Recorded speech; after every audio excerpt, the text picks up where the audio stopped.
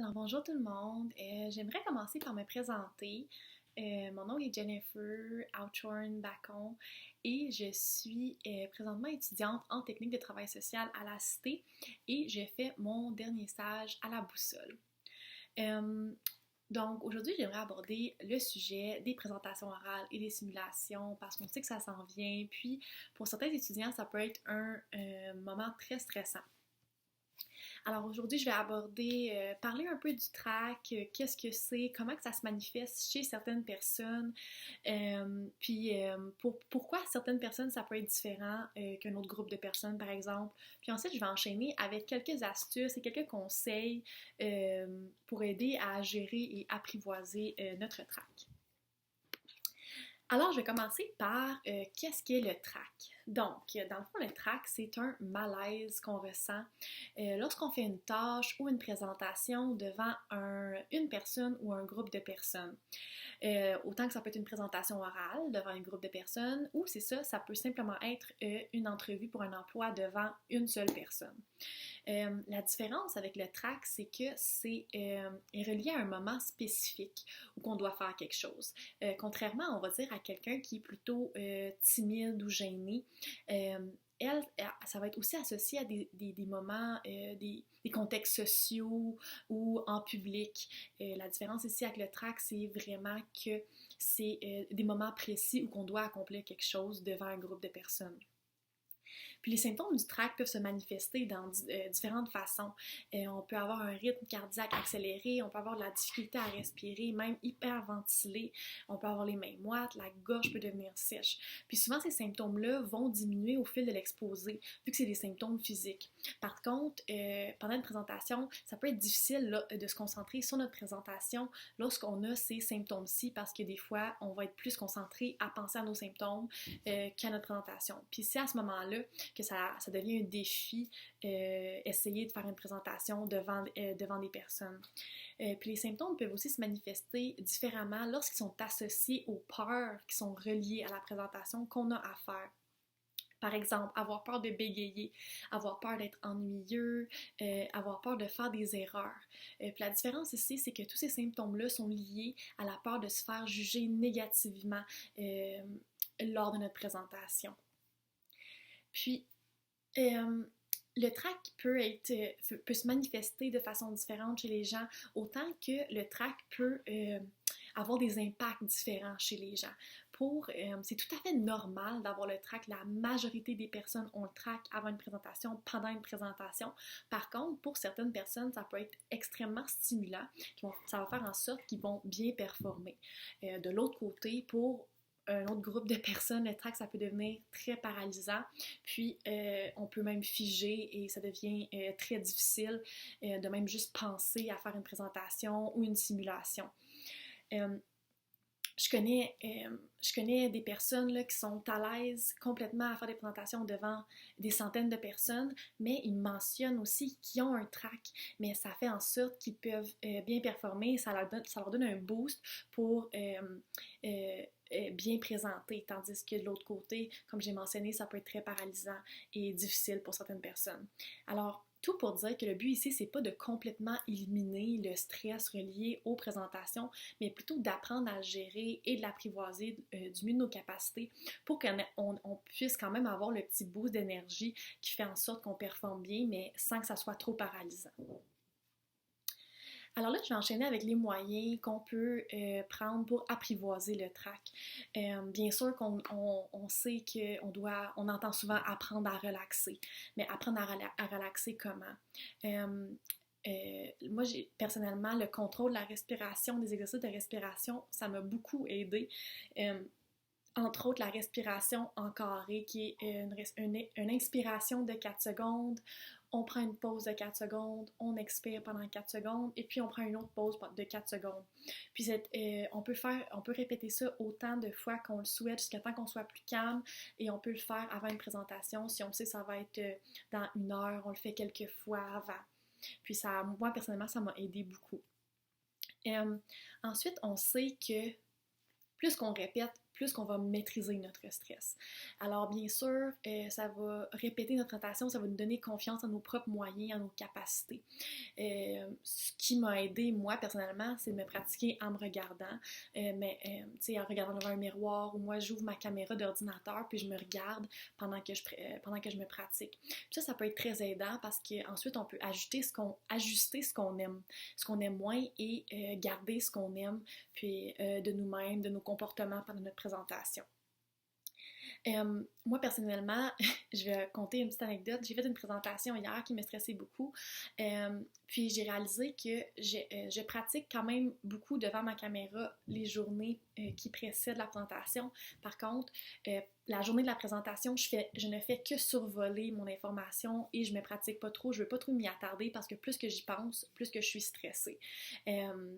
Donc, je sais que ça peut pas fonctionner pour tout le monde, mais tu sais, c'est vraiment de s'essayer, de se pratiquer, de voir qu'est-ce qui fait, de bien se connaître, d'apprendre à se connaître. Moi, je suis quelqu'un qui analyse beaucoup, qui pense beaucoup au futur. Alors, si j'arrête pas d'y penser la journée même, là, je vais capoter, puis ça sera pas une présentation digne de mes capacités, là. Alors, c'est vraiment d'apprendre à se connaître, puis de se créer une petite boîte à outils qui nous aide à vraiment mieux se comprendre, puis mieux comprendre comment pratiquer nos présentations, puis comment se préparer. Puis bien sûr, ça m'amène à la préparation, à la présentation. Mais non seulement, lorsqu'on parle de préparer sa présentation, moi je parle pas seulement de préparer la présentation en tant que telle, préparer son PowerPoint, préparer ses fiches. Ce qui est plus important ici, c'est vraiment d'identifier et d'analyser ses craintes pour se préparer au pire. Puis lorsqu'on parle du pire, là, on va se le dire, c'est très rare que ça arrive. Ça n'arrive quasiment jamais que nos craintes deviennent réalité, là. Même si on croit vraiment que ça va être une certitude, on croit vraiment qu'on va tomber sans connaissance, mais ça l'arrive très rarement. Par contre, si vous avez peur de vous évanouir, on va dire par exemple, assoyez-vous, prenez une chaise, puis faites votre présentation assise. Si vous avez peur d'avoir la gorge sèche, prenez une bouteille d'eau, puis avec vous, puis buvez pendant votre présentation. Si vous avez peur de bégayer ou de bafouiller, faites juste vous rappeler que des fois, dans vos cours, là, vos profs, là, ils perdent leurs mots souvent, puis ça fait pas en sorte que les spectateurs, ben, les étudiants, ils vont juger négativement ce prof-là. C'est complètement normal. Puis tout pour dire que c'est ça, la préparation, c'est pas seulement la présentation en tant que telle, mais c'est encore plus important de se préparer à des éventualités qui sont probables, mais pas nécessairement qui vont arriver. Ça va juste faire en sorte qu'on va être vraiment plus en maîtrise de soi, puis beaucoup moins stressé par rapport à nos inquiétudes. Par la suite, un autre truc que moi j'ai trouvé très pertinent puis très aidant, c'est de se pratiquer dans un environnement qui est le plus ressemblant à la présentation qu'on va vraiment faire. Par exemple, on va présenter en Teams ou en Zoom. Moi, je vais ouvrir ma caméra, je vais mettre ma présentation là, puis je vais pratiquer en présentant comme s'il y avait des étudiants ou des personnes qui m'écoutaient. Puis aussi, ce qui m'a aidé, c'est de demander à un ami, ma meilleure amie à qui je fais confiance, là, je vais lui demander de m'écouter pendant ma présentation. Puis ça me donne en même temps de la rétroaction, puis ça fait en sorte que ça brise la première couche de glace là, qui est très paralysante de déjà juste présenter devant une personne. Un autre truc dont j'aimerais parler, c'est l'autosurveillance. Donc, l'autosurveillance, quand je parle de l'autosurveillance, je parle de lorsqu'on s'attarde et on se préoccupe de notre apparence lorsqu'on présente. Ceci peut devenir très problématique lorsqu'on est stressé parce qu'on est vraiment plus concentré du tout sur notre présentation, mais vraiment plutôt sur notre apparence, nos comportements. Ok, est-ce que ça paraît que j'ai chaud? Est-ce que ça paraît que j'ai les mains moites? Est-ce que je suis rouge? Mais est-ce que je suis échevelée? Puis ça peut être encore plus distrayant quand on a le trac parce qu'on se concentre là-dessus, puis c'est vraiment, on pense plus du tout à notre présentation. Puis, comment qu'on peut faire pour diminuer l'autosurveillance? Ça peut paraître quand même facile à dire, mais un peu plus difficile à mettre en pratique, mais c'est vraiment de se concentrer sur la tâche qu'on fait présentement. Puis ça, on peut faire ça. Ce qui m'a aidé, moi, personnellement, c'est de penser à la prochaine idée que je dois aborder pendant ma présentation, puis ça fait en sorte que je garde le fil, puis que je me concentre plus sur ma présentation que sur mon apparence puis mes comportements. Une autre façon qui m'a été vraiment utile personnellement est de s'auto-surveiller, mais lorsqu'on pratique notre présentation. Donc, on va dire, je me pratique devant ma caméra, devant mon miroir. Là, je vais m'analyser. Puis là, c'est le temps de s'analyser, là, parce que là, il n'y a personne. Puis là, tu peux savoir de quoi que tu as de l'air avant de présenter devant le groupe de personnes. Puis tu peux t'ajuster. On va dire, tu trouves que tes cheveux sont plus beaux d'un côté que de l'autre. Fait que là, tu le sais. Fait que là, t'es comme, OK, ben là, cette fois-là, pendant ma présentation, je vais mettre mes cheveux de ce côté-là, on va dire. Alors, aussi, ce que j'ai trouvé intéressant, c'est de me pratiquer à chercher mes mots pendant ma présentation. Ça m'a rendu beaucoup plus à l'aise lorsque je devais chercher mes mots pour de vrai pendant ma présentation parce que on dirait que ça me dérangeait moins de devoir me chercher parce que c'est complètement normal. Puis que je me voyais chercher mes mots, puis c'est vraiment pas la fin du monde, là, c'est normal de chercher ses mots, c'est normal des fois d'être perdu un peu pendant la présentation. Puis lorsqu'on se pratique à être plus perdu, de se chercher ses mots, lorsque ça arrive pour de vrai, on est beaucoup moins stressé, puis on a beaucoup plus de facilité à les retrouver, puis à retrouver le fil de la présentation qu'on est en train de faire. Pour conclure, là, le plus grand conseil que j'ai à donner, c'est que c'est vraiment la différence entre l'excellence et la perfection. J'ai réalisé vraiment dernièrement là, que c'est impossible de faire une présentation parfaite. Puis une présentation parfaite, c'est quoi?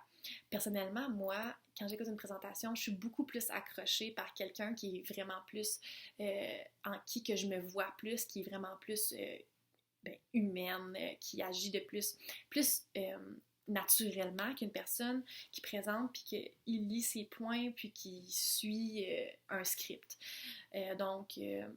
Personnellement, je trouve qu'une présentation excellente, une personne qui est naturelle et humaine, qui est elle-même, tandis que la perfection, elle n'existe pas.